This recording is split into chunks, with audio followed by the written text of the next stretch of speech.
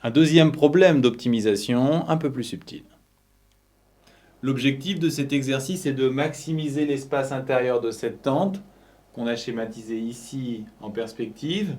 On nous a donné également les dimensions de la toile principale et on veut démontrer que y égale 2 moins x sur 2. Pour ça, il faut connecter les informations de ces deux schémas. Il faut comprendre comment la toile principale constitue la tente. On doit remarquer qu'ici on a 2 et ici aussi. Il faut comprendre que ces 4 mètres ici vont s'enrouler autour pour former le toit, mais aussi la base de la tente. Et donc on a le périmètre de ce triangle qui va faire 4. Comme ce triangle est isocèle, on a 2y plus x égale 4. Ensuite, on isole y, on trouve y égale 4 moins x sur 2, et après simplification, le résultat attendu, 2 moins x sur 2. Pour maximiser le volume de la tente, on va se concentrer sur la surface de ce triangle, car cette longueur est constante. Autrement dit, si on maximise cette surface, on aura aussi maximisé le volume. C'est pour ça que l'exercice maintenant va se concentrer sur ce triangle. On nous demande maintenant d'exprimer la hauteur h de notre triangle en fonction de x. Il faut bien observer la figure et constater qu'ici, on a x sur 2 et surtout qu'on a un triangle rectangle ici ABC. On prend l'initiative d'appeler ce point C.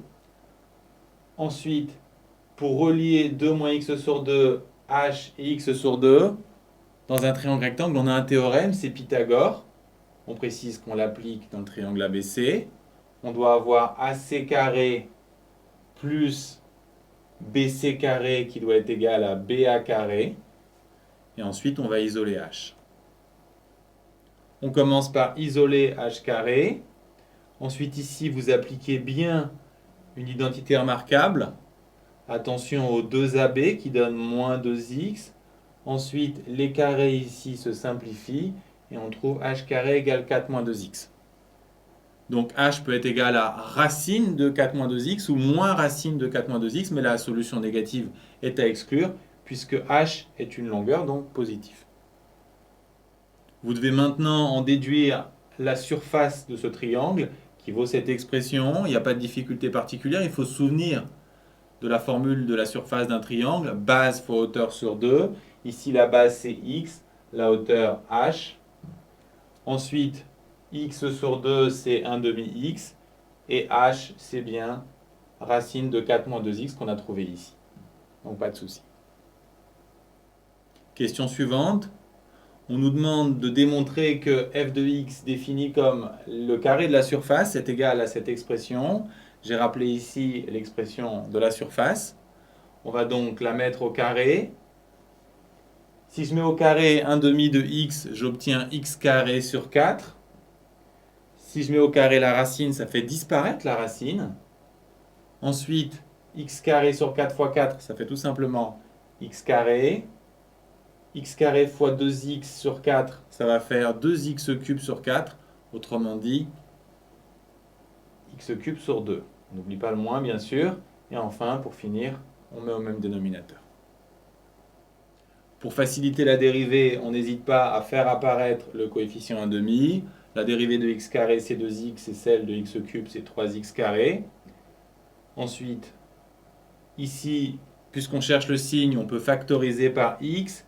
Et comme on a affaire à une longueur, x est positif. Autrement dit, le signe de f' est le signe de cette fonction affine.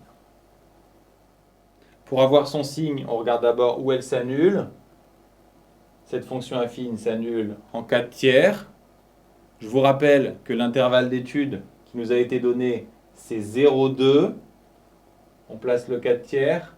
Et pour le signe, on regarde le coefficient directeur de la fonction affine. Il est négatif, donc plus puis moins. Donc la fonction va être croissante puis décroissante. Et le maximum est atteint en 4 tiers. On vient de démontrer que f atteint sa valeur maximum pour x égale 4 tiers, mais on nous demande d'optimiser l'espace intérieur de la tente. Il faut donc un peu justifier notre réponse.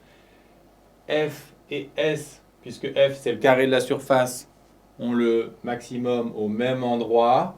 Et on a vu que volume et surface du triangle s'optimise de la même façon. Ça a été admis précédemment. Donc pour x égale 4 tiers, on a le maximum de volume.